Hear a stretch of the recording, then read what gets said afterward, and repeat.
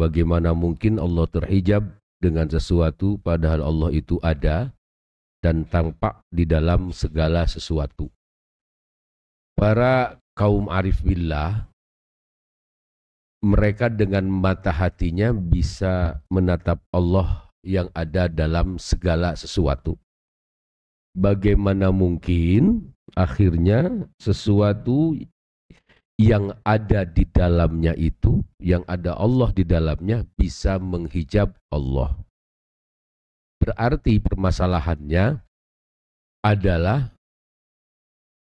siapa atau apa yang menghijab diri kita sampai kita tidak mengenal Allah.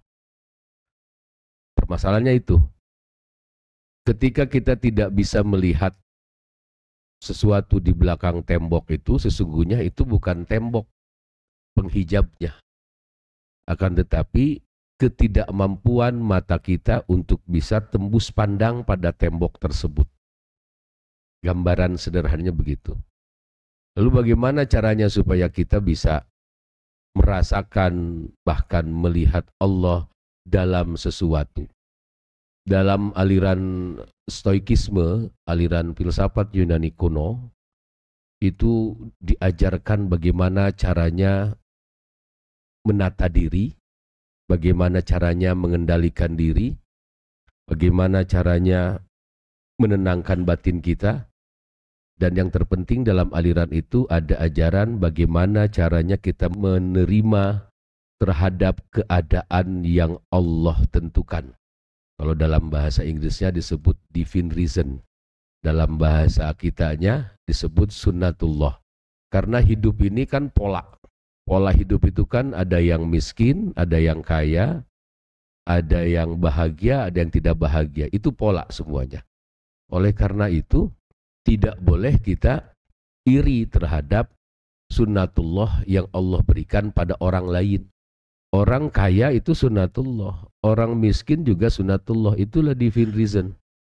Orang pintar sunnatullah, kita bodoh sunnatullah. Ini kita tidak berbicara tentang kausalitas ya, berbicara tentang takdir yang terlihat oleh mata kita. Yang pasti ketika kita sudah bisa mengendalikan diri, kita sudah bisa menenangkan batin, lalu qanaah dalam bahasa tasawufnya, menerima segala takdir yang Allah tentukan, maka kesempatan kita untuk merasakan dan melihat Allah baik secara sifat ataupun zat, itu sangat mungkin.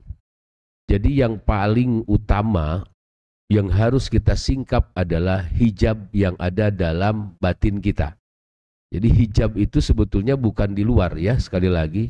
Hijab itu ada di dalam diri kita. Ke hal-hal yang enteng dulu deh. Kenapa orang itu jadi bodoh? Karena dia terhijab oleh kemalasannya.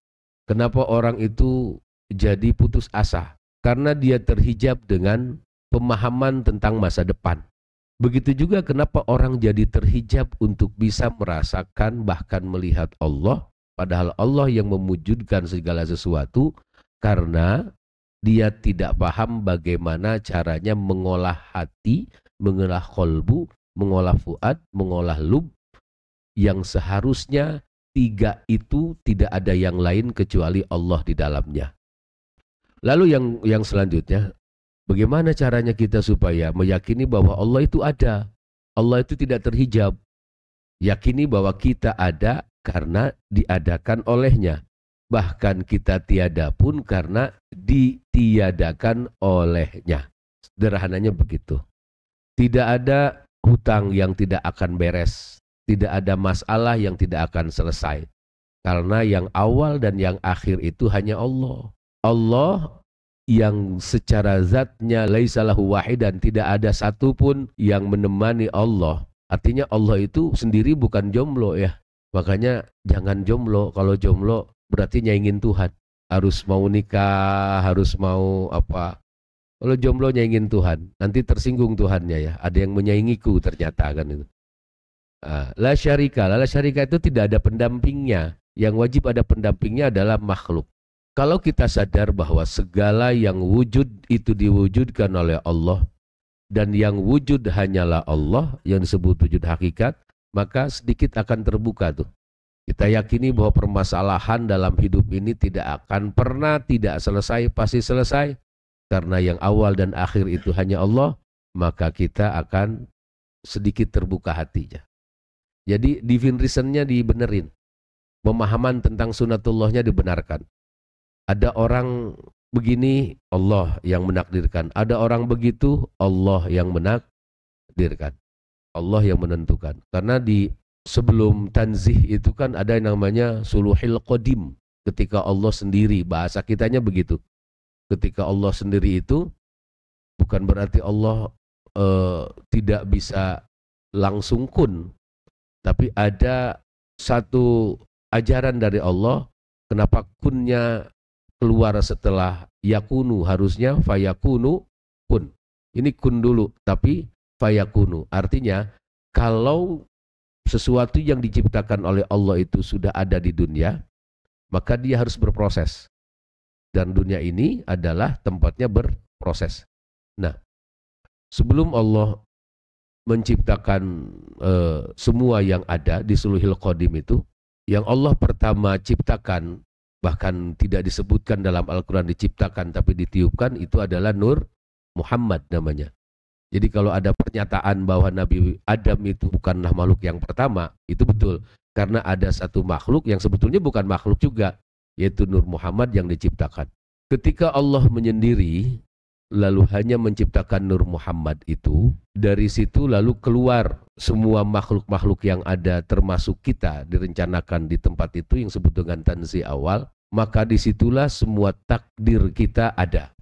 Ada yang kelahiran tahun 2000 misalnya, ketika lahirnya dia tidak bahagia karena lahirnya pakai BPJS di Paraji itunya. Anggaplah kayak gitu nggak bahagia. Lalu tiba-tiba dia lahir, air susu ibunya tidak keluar, makanya dia harus diinfus terlebih dahulu. Itu kan bagian dari goresan takdir Allah ketika di Suluhil Qadim namanya. Lalu ada orang yang bahagia. Nah, kalau kita percaya bahwa Suluhil Qadim itu ada perencanaan-perencanaan, maka kita akan bisa mengenal Allah secara lebih dekat. Tanda kutip, mengenal Allah secara lebih dekat. Jadi mulai pahami tentang teori stoikisme itu, yang filsafat Yunani kuno, tentang mengenai pengendalian diri, mengenai bagaimana caranya menenangkan batin kita, lalu bagaimana caranya menerima terhadap keadaan yang tidak dapat dirubah ini. Nah, itu akan membantu kita untuk memahami keberadaan Tuhan. Entitasnya akan ada, wujudnya juga akan bisa terlihat baik secara sifat, af'al maupun zat. Oke. Lalu selanjutnya, jangan berputus asa dari diterimanya amal. Janganlah engkau berputus asa dari diterimanya amal, karena engkau tidak merasakan bahwa hadir di hadapan Allah. Mungkin Allah telah menerima amalmu meskipun engkau tidak diberi rasa khudur, merasa diawasi pada saat ini. Oke. Jangan berhenti sholat ketika belum khusyuk, gampangnya begitu. Jangan berhenti puasa ketika masih merasa puasa ini belum pas, belum afdol. Jangan. Karena bisa jadi ketidakhusuan kita itu tanda kita akan dihusukan oleh Allah Subhanahu wa ta'ala. Jadi jangan panik. Aduh, tadi sholat maghrib kayaknya nggak khusyuk banget, sholat kayak jangan-jangan amal saya nggak diterima.